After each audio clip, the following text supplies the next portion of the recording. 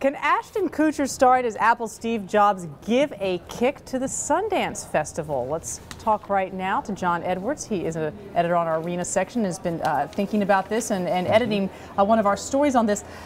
Tell us a little bit about this movie that he's going to be in. Sure. It's already been picked up, right? Sundance hasn't even started, Exactly. and this film has been picked up. Yeah, Sundance gets started next Thursday, but there's already some activity happening, and the Jobs biopic with Ashton Kutcher as Steve Jobs has been picked up by, I believe it's Five Star is the company that'll handle the that'll handle that and all the marketing for that. And yeah, it's also got Josh Gad playing Steve Wozniak, and there's a lot of buzz about it.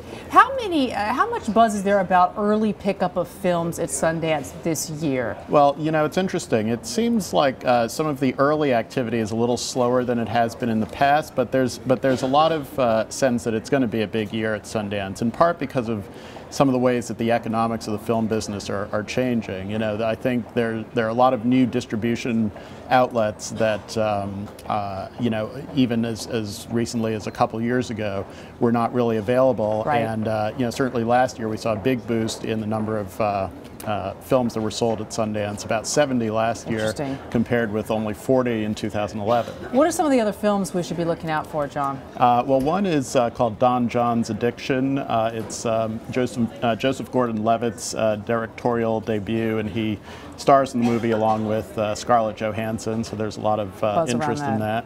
And there's a movie called Austenland that's produced by Stephanie Meyer, the author of the Twilight series. And that's got Kerry Russell, who was on Felicity. Now, one of the biggest hits that we saw in Sundance was one of their high watermarks there was in 2006 with Little Miss Sunshine. Right. That was such a breakout film. I think we actually have a clip from that. Maybe we can play that. Sure.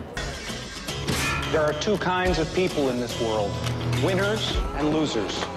Sarcasm is the refuge of losers. How much do I owe you for those pearls of wisdom? That one's on the house. You're not going to charge me for that? Laugh it up. You started it. Well, we'll see if anybody can actually duplicate that success. Right. All right, Jon Edwards, thanks so much for being with us. Absolutely.